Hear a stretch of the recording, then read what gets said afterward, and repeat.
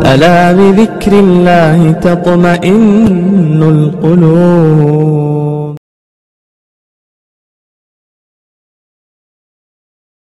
علامہ اقبال نے کہا ہے خدا نے آج تک اس قوم کی حالت نہیں بدلی، خدا نے آج تک اس قوم کی حالت نہیں بدلی، نہ ہو جس کو خیال آپ اپنی حالت کے بدلنے کا۔ غالباً 2 جمعہ بیشتر اکرام مسلم پر کچھ بات عرض کی تھی۔ 6 نمبر جو جماعتوں میں سکھایا جاتا ہے، در حقیقت یہ اسلام کا ایک حصہ ہے، یہ کافی تو نہیں ہے۔ ہم یہ کہتے ہیں بہت سارے احباب کے 6 نمبر مستقل اسلام ہے اور یہ کافی ہے، یہ غلط ہے۔ 6 نمبر نافع ہے، یعنی انسان کو نفع پہنچانے والی چیز ہے، اور جب انسان 6 نمبر پر عمل کرنے لگتا ہے 6 باتوں پر، تو اس کے لیے دین پر چلنا اور دین کو سمجھنا اور دین پر عمل کرنا آسان ہو جاتا ہے۔ اسی کے ضمن میں نے یہ قرآن کریم کی آیت آپ کے سامنے تلاوت کی ہے کہ اللہ تعالیٰ نے اس میں کہا ہے کہ جو تمہیں سلام کرے، یہ سلام کی طرف اشارہ ہے، اسے اچھے الفاظ میں جواب دو۔ دین کو سیکھنے کے لیے اور دین کی دعوت و تبلیغ کے لیے سب سے پہلے اپنے نفس کو سدھارنا اور اپنے نفس پر عمل کرنا ضروری ہے۔ چاہے وہ بیان سننے والا ہو، چاہے وہ کام کرنے والا ہو، چاہے وہ خدمت کرنے والا ہو، جس حیثیت سے بھی آدمی کو اللہ نے وہاں پر بلایا ہے، وہاں مدعو ہے، وہ اپنی یہ غرض لے کر جاتا ہے کہ یہاں پر جمع ہونے کا مقصد ہماری اپنی اصلاح ہے۔ یہ مقصد نہیں ہے کہ میں یہاں سے جانے کے بعد پوری دنیا کو اسلام بنا دوں گا، میں پورے محلے کو درست کر دوں گا۔ اگر اس کی نیت یہ ہوگی کہ میں محلے کو صحیح کر دوں گا، میں دوسروں کو صحیح کر دوں گا، تو یہ نہیں ہے۔ اس لیے کہ یہ اصلاح جو ہے اللہ کے نبی نے بھی نہیں فرمائی، اللہ کے نبی کو بھی یہ حکم ہوا کہ تم اپنے گھر سے تبلیغ شروع کرو۔ میرا کام اور آپ کا کام صرف یہ ہے کہ ہم اپنے گھر سے، اپنے جسم سے اس کام کو شروع کریں، اور جب ہم اپنے جسم سے اس کام کو شروع کریں گے تو پھر معاملہ بہت آسان ہو جائے گا۔ قرآن کریم میں بہت ساری جگہ پر نماز کا ذکر ہے، زکوٰۃ کا ذکر ہے، اور دوسری طرح کے ذکر ہے جو اللہ تعالیٰ نے انسان کو حکم دیے ہیں، لیکن سب سے زیادہ جو قرآن کریم میں آپ کو لکھا ہوا ملے گا انفسہم، بار بار توجہ دلائی گئی ہے انفسہم۔ انفسہم کا مختصر معنی یہ ہے کہ اپنے اندر جھانکو۔ کسی کو جھانکنے کی ضرورت نہیں ہے۔ میں کسی کو کہوں کہ آپ کی نماز درست نہیں ہے، آپ نے رکعت یہاں باندھ لی ہے، آپ کے پیر درست نہیں، اس کی ضرورت نہیں ہے، بلکہ اپنے اندر جھانکو۔ جب ہم اپنے اندر جھانکیں گے تو اپنی ہمیں خرابیاں نظر آئیں گی، دوسرے کی نظر نہیں آئیں گی۔ امام حسن اور حسین کے تعلق سے آتا ہے رضی اللہ تعالیٰ عنہ اجمعین کے بارے میں کہ یہ ادب ہے۔ ادب جو ہے سب سے پہلے اللہ کا ادب ہے، اللہ کے رسول کا ادب ہے، والدین کا ادب ہے، اور اس کے بعد یہ فرمایا گیا شریعت کے اندر کہ ہر مومن کا ادب ہے، چاہے ہم اس کو جانتے ہیں یا نہیں جانتے۔ یہی چیز ہمیں اللہ کے راستے میں سکھائی جاتی ہے کہ ادب سے ہم رہیں اور ادب سے پیش آئے۔ امام حسن اور حسین کے تعلق سے آتا ہے کہ ایک مرتبہ آپ وضو فرما رہے تھے تو آپ نے دیکھا کہ ایک صاحب ایک بدو وضو کر رہے ہیں، اور ان کو وضو کرنے کا طریقہ نہیں آتا اور وضو غلط طریقے سے کر رہے تھے۔ عمر والے تھے، بزرگ آدمی تھے، اب یہ بچے ہیں، چھوٹے چھوٹے ہیں، انہوں نے غور سے دیکھا کہ یہ جو شخص ہے وضو تو کر رہا ہے لیکن ان کو وضو کرنا نہیں آتا، شاید یہ دیہات سے آئے ہیں، نئے نئے مسلمان ہوئے ہوں گے۔ تو انہوں نے ان سے کہا کہ ابا جی آپ ایسا کریں، ہم وضو کرنا چاہتے ہیں، ہم وضو کریں گے، آپ ہمیں دیکھ کر بتائیں کیا ہمارا وضو صحیح ہے یا نہیں ہے۔ تو انہوں نے دونوں بھائیوں نے اپنے سنت کے مطابق جو طریقہ تھا وضو کرنے کا انہوں نے وضو کیا، اور جب اس شخص نے، اس بدو نے دیکھا کہ سنت کے مطابق اور صحیح طریقہ وضو کرنے کا یہ ہے، اسے تو وضو کرنا نہیں آتا تھا، دونوں کے دونوں بچے کو اس نے پکڑا اور دونوں کی پیشانیوں کو چوما اور کہا کہ بیٹے تم نے مجھے وضو کرنا سکھا دیا ہے۔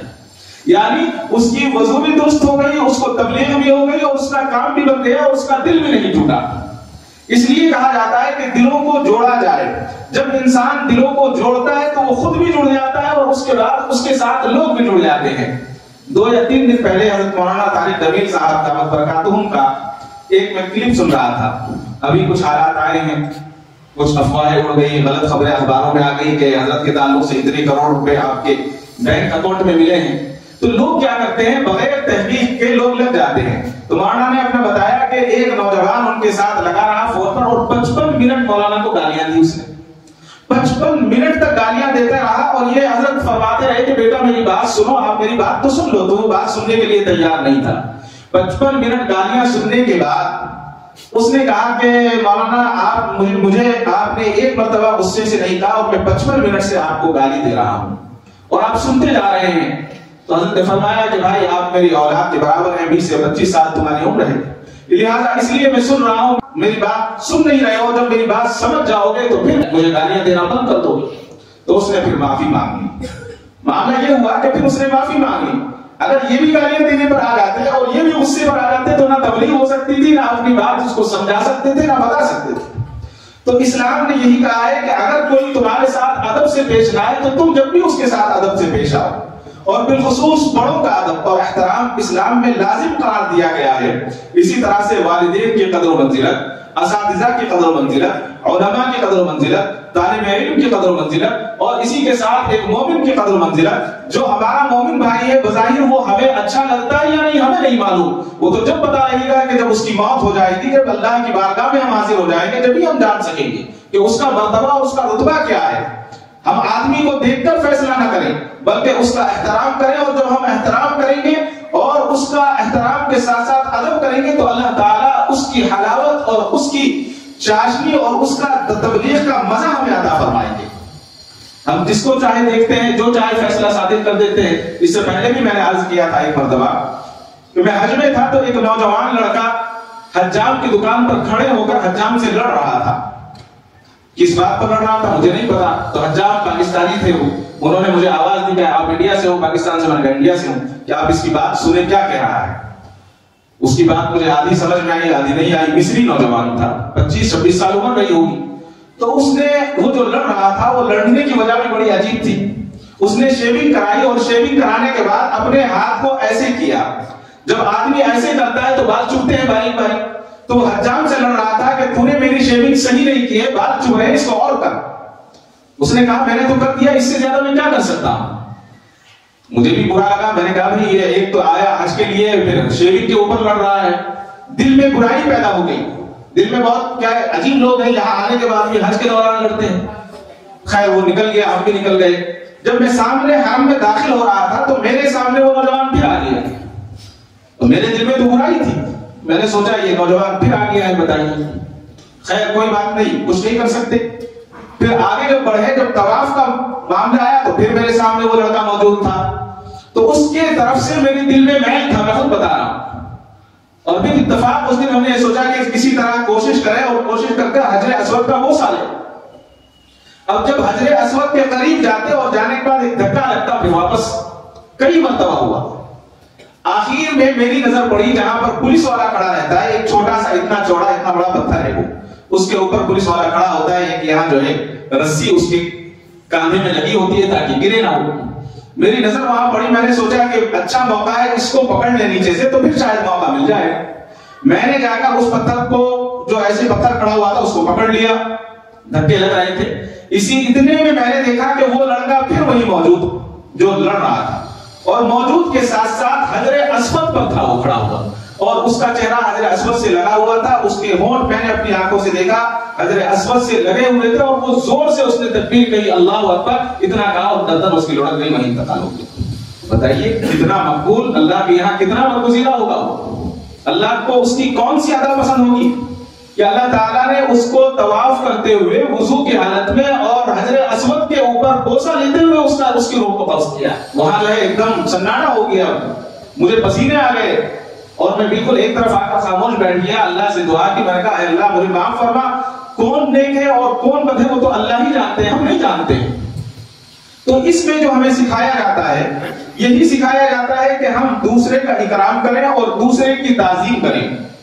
جب ہم دوسرے کا اکرام کریں گے تو وہ ہمارا اکرام کرے گا. ایک حدیث کا مفہوم ہے, حضور اکرم صلی اللہ علیہ وسلم نے ارشاد فرمایا کہ تم دوسرے کی عزت کرو, اپنی عزت لو اس سے. تو کہا کہ عزت کیسے لی جاتی ہے یا رسول اللہ, یہ کیسے ہو سکتا ہے کہ دوسرے سے ہم عزت لیں؟ تو آپ نے فرمایا کہ تم ان کی عزت کرو, وہ تمہاری عزت کریں گے. بہت آسان سا نسخہ ہے. اور جب ہم کسی کی عزت کریں گے, وہ ہماری عزت کرے گا, تو جھگڑا ختم ہو جائے گا, لڑائی ختم ہو جائے گی. تو ادب کے تعلق سے یہ ہے کہ جب انسان ادب سیکھ لیتا ہے تو دعوت اس کے لیے آسان ہو جاتی ہے. اور ادب جب آ جاتی ہے تو اللہ ادب کے برکت سے, ادب کے طفیل اللہ تعالیٰ مغفرت عطا فرماتے ہیں. کیسے ایک بزرگ کے تعلق سے آتا ہے کہ ان کی وفات ہو گئی، اور وفات کے بعد ایک دن ایک صاحب نے ان کو خواب میں دیکھا اور پوچھا کہ اللہ تعالیٰ نے تمہارے ساتھ کیا معاملہ فرمایا ہے؟ تو انہوں نے کہا کہ اللہ تعالیٰ نے میری مغفرت فرما دی ہے۔ پوچھا کہ کس عمل پر آپ کی مغفرت فرمائی؟ آپ تو بڑے نیک تھے، آپ تو بڑے بزرگ تھے، آپ بڑی جدوجہد کرنے والے تھے۔ انہوں نے کہا کہ نہیں، بلکہ اللہ نے میری مغفرت جو کی ہے وہ صرف ادب کی وجہ سے کی۔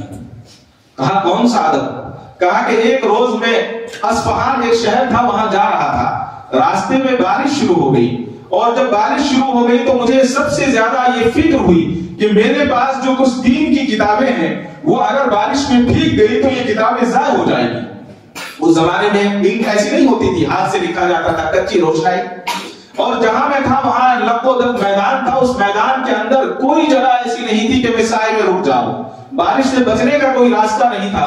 تو میں نے وہ کتابیں اپنے پیٹ سے لگائی اور ایسا ڈبل ہو گیا جیسے کہ رکوع کی حالت میں ہوتے ہیں، اور جھک کر کھڑا رہا۔ پوری رات گزر گئی، پوری کی پوری رات بارش ہوتی رہی، اور میں کتابوں کو اس طرح سے، اللہ اور اللہ کے نبی کے نام کو اس طرح سے سینے سے لگائے کھڑا رہا کہ اگر کتابیں بھیگ گئی تو یہ کتابیں ضائع ہو جائیں گی، خراب ہو جائیں گی۔ جب پوری رات گزر گئی اور گزرنے کے بعد صبح ہوئی، اور صبح میں سیدھا ہوا اور چلا گیا، تو اللہ تعالیٰ نے فرمایا کہ میں نے تیری عمر جو تیری مغفرت ان کتابوں کے ادب کی وجہ سے کی ہے کہ تو نے میرے اور میرے نبی کے نام کا ادب کیا تھا۔ اور یہ واقعہ یہ بزرگ امام ابو ایوب بن داؤد شاذ رحمت اللہ علیہ کے ساتھ ہوا، ان کا واقعہ ہے۔ معمولی سی کتاب جو بعد میں لکھی جا سکتی تھی، مجبور تھے، لیکن اس کی جب انہوں نے حفاظت کی تو اللہ تعالیٰ نے اس ادب کا اکرام یہ فرمایا، ادب کے اس عمل کو اتنا قبول فرمایا کہ ان کی عبادات ریاضات ساری ایک طرف، صرف یہ عمل مقبول ہوا اور اللہ نے ان کی مغفرت فرما دی۔ سیدنا حضرت حسن رضی اللہ تعالیٰ کا ادب، ان کا بھی کمال کا ادب تھا۔ حضرت سیدنا حسن رضی اللہ تعالیٰ اپنی والدہ کے ساتھ کھانا نہیں کھایا کرتے تھے۔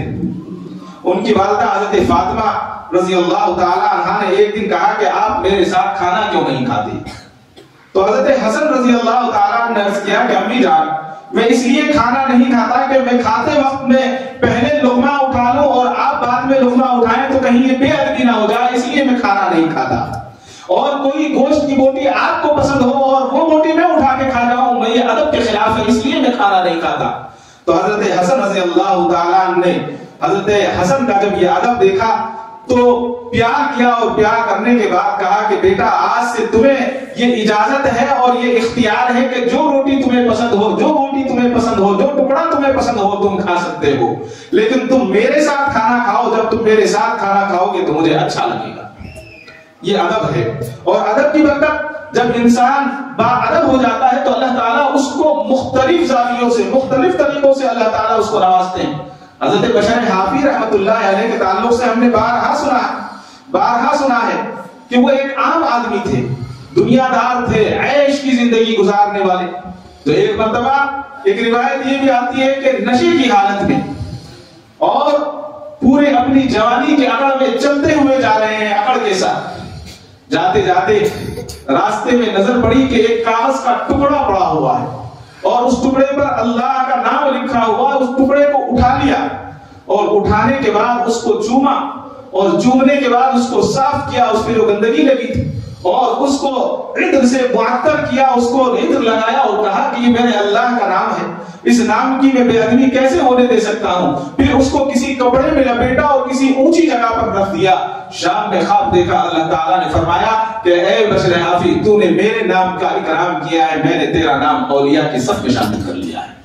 اور اپنے وقت کے اولیاء ہوئے، بشر حافی ہوئے، انہوں نے جوتے پہننے چھوڑ دیے اور کہا کہ یہ زمین اللہ کی زمین ہے، اس زمین پر میں کبھی جوتے نہیں پہنوں گا، بغیر جوتے کے چلا کرتے تھے، اتنے باادب ہو گئے۔ تو اللہ تعالیٰ نے وہاں کے جانوروں کو حکم دے دیا، بشر حافی کی بستی کے جانور زمین پر پیشاب نہیں کیا کرتے تھے، راستوں پر پیشاب نہیں کیا کرتے تھے۔ ایک دن کسی نے دیکھا کہ ایک جانور راستہ چلنے والے راستے پر پیشاب کر رہا ہے، تو اس شخص نے آواز لگائی، کہا کہ اللہ رحم فرمائے، مجھے یقین ہے کہ بشر حافی کا انتقال ہو گیا ہے۔ دوڑتے ہوئے گیا، بشر حافی کے گھر پہنچا، کہا کہ بشر حافی کہاں ہے؟ کہا کہ انتقال ہو گیا ہے، ابھی ابھی انتقال ہوا ہے۔ معلوم ہوا کہ جب انسان اللہ کا ادب اور اللہ کے بندوں کا ادب کرتا ہے تو اللہ تعالیٰ جانوروں کو اس کا ادب کرنے کا حکم دے دیتے ہیں. جانور بھی اس کا ادب کرنے لگ جاتے ہیں. اور ادب کی برکت یہ ہے کہ پھر اللہ تعالیٰ آخرت میں تو اس کو نوازیں گے, دنیا میں بھی اپنے نیک بندوں میں اس کو شامل کر لیتے ہیں. اور سب سے زیادہ ادب کے تعلق سے فرمایا گیا, حضرت حسن بصری رحمۃ اللہ علیہ سے کسی نے پوچھا سب سے زیادہ نفع دینے والا ادب کون سا ہے؟ فرمایا دین کی سمجھ حاصل کرنا اور دنیا سے بے رغبتی حاصل کرنا, یہی دین کی فہم اور اللہ کی رضا ہے. اور جب انسان ادب کے ساتھ اس کو رضا کو حاصل کرنے کی کوشش کرتا ہے تو اللہ تعالیٰ اس کو قرآن اور حدیث کی فہم اور سمجھ عطا فرماتے ہیں. اور اگر باادب ہو کر نہیں کرتا, سمجھ بھی ہو جائے لیکن عمل کی توفیق نہیں ہوتی, سمجھ آ جائے اور عمل نہ ہو تو کیا فائدہ ہے؟ کوئی فائدہ نہیں ہے. علم ہو اور عمل نہ ہو کوئی فائدہ نہیں ہے. علم ہونا جب فائدے مند ہے جب آدمی عمل بھی کرے. اسی طرح سے فرمایا کہ اللہ تعالیٰ کا ادب ہے کہ بندہ اللہ کے حقوق کو پہچاننا یہ ادب ہے جس کے ذریعے اپنے نفس کو دبا لینا چاہیے. اللہ کا ادب یہ ہے کہ کوئی گناہ کرنے کا ہمیں موقع مل رہا ہے, ہم گناہ کر سکتے ہیں, یا گناہ کو طبیعت چاہ رہی ہے, شیطان ہمیں گناہ کی طرف مائل کر رہا ہے, تو ہمیں چاہیے کہ ہم اس گناہ سے رک جائیں. یہ اللہ کا ادب ہے. اس لیے کہ جب ہم رک رہے ہیں تو وہ صرف اس لیے رک رہے ہیں کہ اللہ تعالیٰ نے ہمیں اس گناہ سے منع فرمایا ہے, ہمیں اس گناہ کو کرنا نہیں ہے. جب ہم اس گناہ کو نہیں کریں گے تو گویا ہم نے اللہ کے ادب کو ملحوظ رکھا, اور جب اللہ کے ادب کو ملحوظ رکھیں گے تو اللہ تعالیٰ جو ہے اس کی برکت عطا فرمائیں گے. حتیٰ کہ علماء نے یہ بھی فرمایا کہ اللہ کے ادب کے ساتھ ساتھ شیطان کا بھی ادب ہے. اب آپ کو تعجب ہوگا کہ شیطان کا کیا ادب ہے؟ شیطان تو ہمیں پریشان کرنے والا ہے, گناہوں کی طرف مائل کرنے والا ہے. تو اس کے تعلق سے فرماتے ہیں کہ شیطان کا ادب یہ ہے کہ شیطان سے دشمنی کی جائے. جیسے کہ بزرگوں سے محبت کی جائے, علماء سے محبت کی جائے, دین سے محبت کی جائے, وہ اللہ کا ادب ہے. شیطان کا ادب یہ ہے کہ شیطان سے دشمنی کی جائے, اور شیطان جس بات کی طرف ہمیں بڑھاتا ہے اور ہمیں شیطان جو ہے وہ اکساتا ہے, ہمیں اس کی ترغیب دلاتا ہے, ہمیں اس سے بچنا چاہیے. یہ فرمایا کہ ہم اس لیے بچ رہے ہیں کہ اس میں اللہ کی خوشنودی ہے, تو گویا یہ شیطان کا ادب ہے. اور پھر فرمایا کہ انسان کو سب سے پہلے جو ادب کرنا چاہیے وہ اپنے نفس کا ادب کرنا چاہیے. اس لیے کہ سب سے بڑا دشمن اگر انسان کا ہے, شیطان سے بڑا دشمن ہے تو وہ نفس ہے. نفس انسان کو پریشان کرتا ہے, نفس انسان کو بہلاتا ہے, پھسلاتا ہے اور سارے کام کرواتا ہے.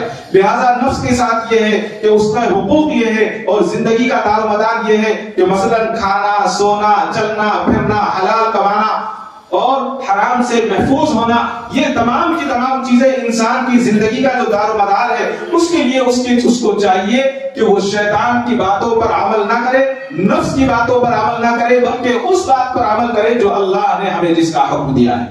اللہ نے جس کا حکم دیا ہے جب ہم اس پر عمل کریں گے گویا یہ نفس کا ادب ہے.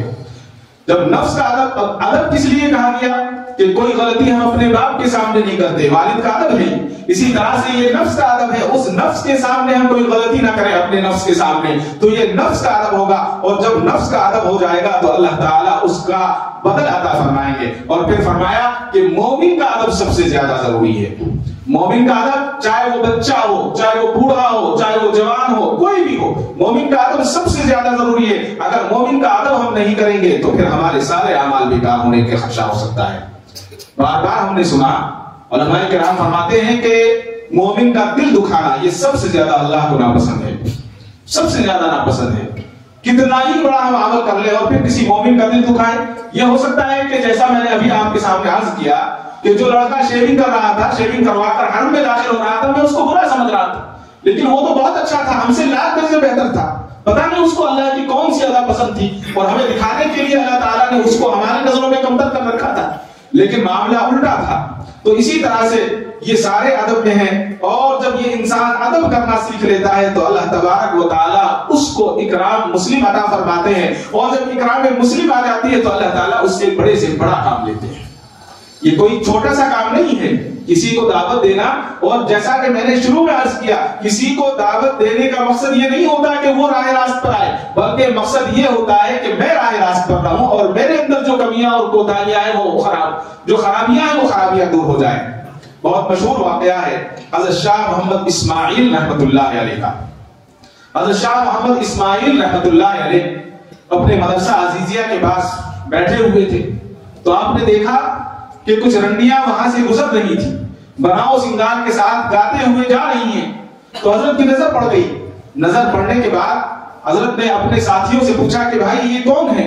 کہا کہ حضرت آپ ادھر مت دیکھیں، وہ تو کنجریاں ہیں، رنڈیاں ہیں جو ناچنے والی ہیں اور برے کام کرنے والی عورتیں ہیں. کہا کہ بھائی یہ تو ٹھیک ہے، برے کام کرنے والی ہیں، لیکن مجھے یہ بتاؤ کیا یہ مسلمان بھی ہیں؟ کہا کہ ہاں حضرت، افسوس تو اسی بات کا ہے کہ یہ مسلمان بھی ہیں.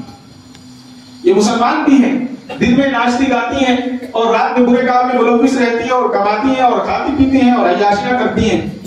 حضرت نے کہا کہ بھائی پھر مجھے ایسا کرنا چاہیے کہ مجھے ان کی خدمت میں جانا چاہیے، مجھے ان کی خدمت میں جانا چاہیے، اس لیے کہ یہ بھی ہماری بہن ہے، یہ بھی ہماری مائیں لگتی ہوں گی رشتے میں اور بہن لگتی ہوں گی. لوگوں نے کہا حضرت آپ کون سا غضب کر رہے ہیں، آپ کو وہاں نہیں جانا چاہیے، آپ کے بہت سارے لوگ اس گاؤں کے اندر، اس بستی کے اندر مخالف ہیں. جب انسان دین کا کام کرتا ہے، جو نیک کام کرتا ہے، اس کے مخالفین زیادہ ہوتے ہیں، اس لیے کہ کوئی ناچنے گانے والا اس کی کوئی مخالفت نہیں کرے گا، اور جو نماز پڑھنے والا ہے، جو نماز پڑھانے والا ہے، جو مسجد میں بلانے والا ہے، اس کے مخالف 100 ہوتے ہیں. ہر آدمی اس پر نظر رکھتا ہے. تو حضرت نے کہا کہ بھائی آپ کچھ بھی سوچیں، میں تو یہ چاہتا ہوں کہ اس کے پاس جاؤں، یہ عورتیں کہاں رہتی ہیں مجھے یہ بتاؤ تاکہ میں وہاں جا کر ان کو دین کی دعوت دوں، شاید اللہ کو منظور ہو اور ان کے لیے ہدایت کا سبب بن جائے، اللہ تعالیٰ میری مغفرت فرما دے. تو آپ کے جو متعلقین تھے انہوں نے کہا کہ حضرت فلاں بلڈنگ پر، فلاں جگہ پر جو ایک محلہ ہے، اس محلے کے اندر یہ خواتین رہتی ہیں. تو رات ہوئی، رات میں حضرت نے فقیروں کا لباس پہنا، لباس پہن کر پہنچ گئے.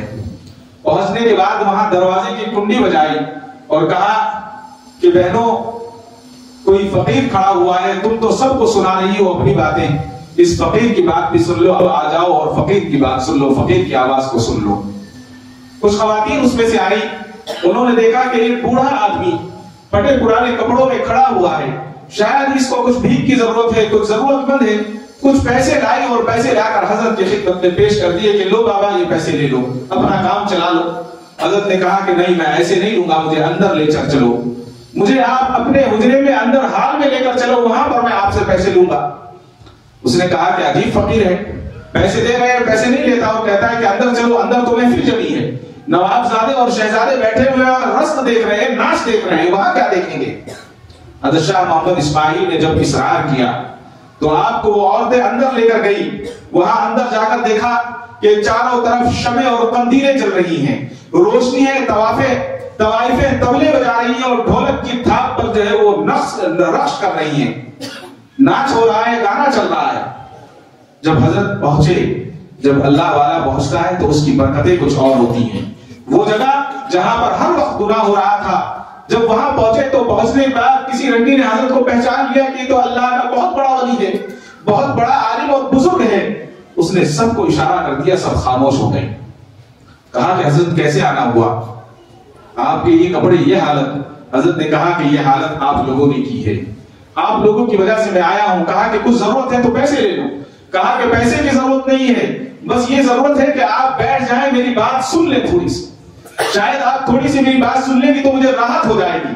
اس فقیر کی بات سن لو بس، اور تو جو میرے حاجت نہیں ہے. تو ان کی جو سب سے بڑی خاتون تھی، وہاں جو لیڈر تھی، اس نے کہا کہ ساری کی ساری ناچنے والیاں گھنگرو اتار دیں اور اپنے چہرے کو ڈھانپ لیں اور اپنے سروں کو ڈھانپ لیں اور یہاں حضرت کے سامنے بیٹھ جائیں اور حضرت کے سامنے بیٹھ کر حضرت کی بات کو سنیں. حضرت شاہ محمد اسماعیل رحمت اللہ علیہ وہاں بیٹھ گئے اور بیٹھنے کے بعد آپ نے کوئی لمبا چوڑا بیان نہیں فرمایا، صرف سورہ تین فرمائی، تلاوت فرمائی، والتین والزیتون وطور سینین وہذا البلد الامین. اور جب فرمایا لقد خلقنا الانسان فی احسن تقویم، کہ اللہ تعالیٰ نے انسان کو سب سے اچھا بنایا اور اس کے اوصاف بیان کیے. ابھی سورہ تین کی تلاوت ختم نہیں ہوئی تھی کہ وہ عورتیں جو دن بھر ناچا کرتی تھی، گایا کرتی تھی اور رات کو گناہوں میں اپنا وقت گزارا کرتی تھی، رو رہی تھی، چیخیں مار مار. ان کے دوپٹے جو ہے آنسوؤں سے بھیگ گئے تھے. حضرت شاہ محمد اسماعیل نے کہا کہ بہت دن ہو گئے ہیں، توبہ کر لو. اور خود بھی سجدے میں گر گئے اور سجدے میں گر کر کہا کہ اے اللہ بس میرا کام تو یہی تک تھا، میرا کام اتنا ہی تھا کہ میں یہاں تک آ کر ان کو آپ کی طرف متوجہ کروں. دلوں کو پھیرنے والے تو آپ ہیں، دلوں کا پھیرنے والا میں نہیں. ساری عورتوں نے توبہ کر لی اور توبہ کرنے کے بعد جو اس میں جوان لڑکیاں تھیں انہوں نے نکاح کر لیے، جو اس میں بوڑھیاں تھیں انہوں نے اس گناہوں کے کام کو چھوڑ کر گھروں میں مزدوریاں کرنی شروع کر دی. تاریخ میں لکھا ہے کہ ان کی سب سے بڑی جو خاتون تھی اس کا موتی نام تھا. کسی نے دیکھا کہ ہاتھ سے چکی پیس رہی ہے اور جہاد کرنے والے جو اس وقت مجاہدین تھے ان کے گھوڑوں کا دلیا بنا رہی ہے. جو کھجور کی گٹھلیاں ہوتی ہیں ان کو پیس کر موٹا موٹا پیس رہی ہے اور پسینے میں شرابور ہے, ہاتھ میں چھالے پڑ چکے ہیں, ہاتھوں میں زخم ہو چکے ہیں. تو کسی نے دیکھا یہ وہی خاتون ہے جو ریشم کے کپڑے پہنا کرتی تھی. یہ وہی خاتون ہے جس کے ناز و نخرے اٹھانے کے لیے ہزاروں نوجوان لائن میں لگا کرتے تھے.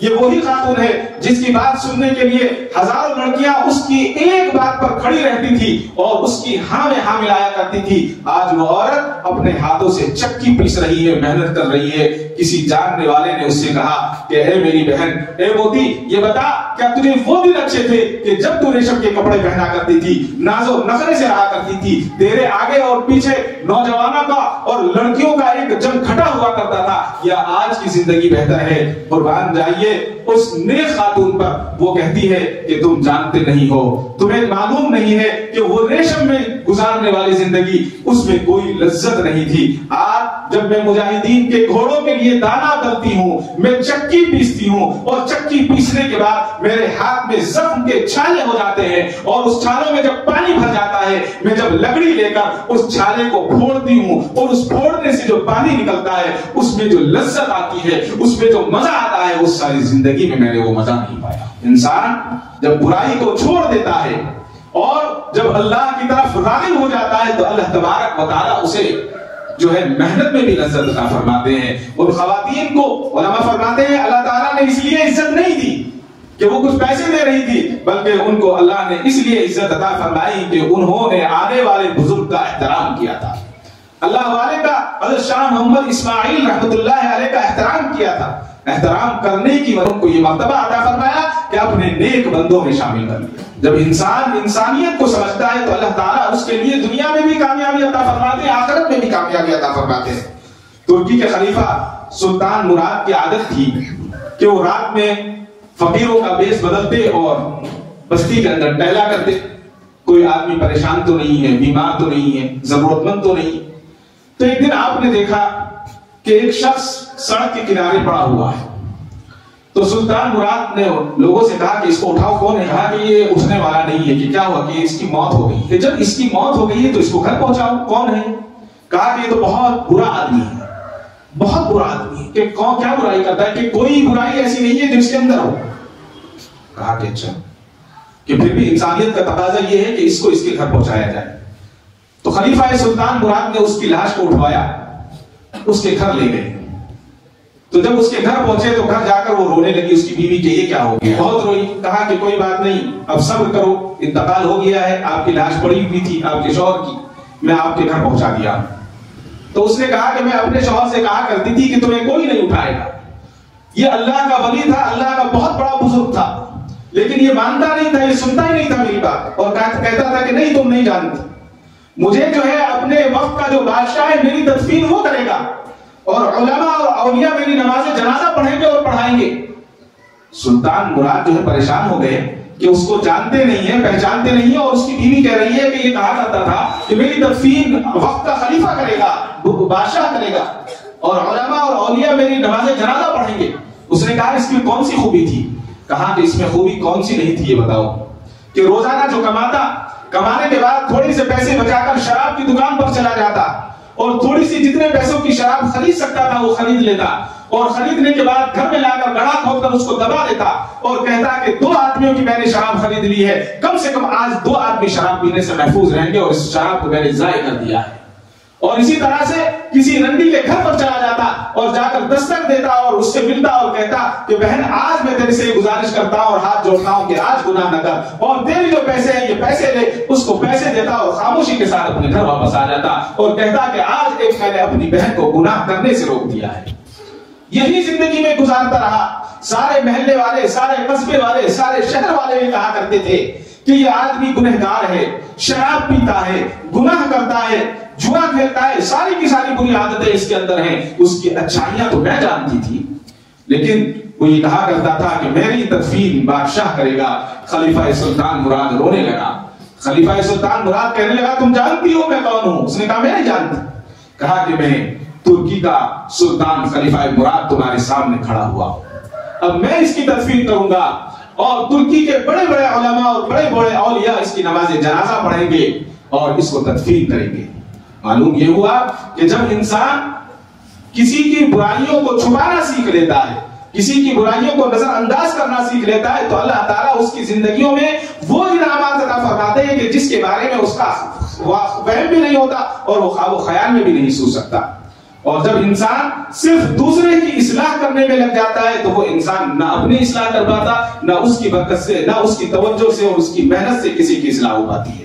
इसलिए ये बताया गया है कि इंसान जो है आदतों से पहचाना जाता है। इंसान की आदतें नस्लों तक चलती हैं। अगर हमें अपनी आदतें अपने नस्लों में मुंतकिल करनी है तो हमें अपनी जिंदगी को बदलना होगा, हमें अपनी आवाज को नीचे करनी होगी। बड़ी से बड़ी गलती हमारे घर में हो जाती है, जहां कमजोरी होती है हम वहां हाथ उठा देते हैं, बीवी पर हाथ उठा देते हैं, बच्चों पर हाथ उठा देते हैं। और अगर बीवी बच्चों पर हाथ नहीं उठाते तो बाहर हाथ उठाना बहुत आसान हो जाता है, दूसरों को बच्चों को कहना बहुत आसान हो जाता है, दूसरों को टोकना बहुत आसान हो जाता है। हम अपने आप को टोके, किसी को हमें टोकने की जरूरत नहीं है।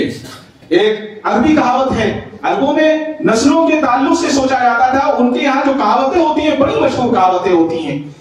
अरबों की कहावतें हैं कि नस्लों तक नस्लों को पहचाना जाता है। हर तरह की, हर सूबे की, हर मुल्क की अलग अलग शनाख्त होती है। आज भी बहुत सारे सूबे हिंदुस्तान में भी ऐसे हैं जहां जब मुसलमान अपने बच्चों का रिश्ता करते हैं तो लड़की की मां को नहीं देखते, लड़की की नानी को देखा जाता है कि इसकी नानी कैसी थी। अगर इसकी नानी नेक है, इसकी नानी अच्छी है तो लड़की का रिश्ता अच्छा होता है, और नानी अच्छी नहीं है तो लड़की के रिश्ते भी अच्छे नहीं मिलते। ये नस्लों का पता बनता है और ये हमारे बुजुर्गों ने सही इसका पैमाइश और सही तौल बताया है। अरबों के ताल्लुक से आता है कि एक बादशाह था, उस बादशाह के यहाँ एक शख्स आया, अजनबी आया, कोई जानता नहीं था उसको। बादशाह से कहा कि हुजूर मुझे नौकरी की तलाश है। अब बादशाह के यहाँ आए और नौकरी ना मिले, ये तो बेइज्जती का मामला है। बादशाह ने कहा कि नौकरी तो नहीं है लेकिन कोशिश की जाएगी तुम्हें किसी चीज पर रखा जाए, तुम ये बताओ तुम्हारी तालीम क्या है, तुम्हारे अंदर खूबी क्या है। तो उसने कहा कि मैं सियासी हूं। अब हमारे यहाँ सियासी किसको कहते हैं? इलेक्शन लड़ने वाले को कहते हैं। सियासी का मामला ये नहीं है, सियासी कहा जाता है अच्छी फहम रखने वाला, सोच रखने वाला। आज तो जितनी गंदी सोच है इतना बड़ा सियासी हुए।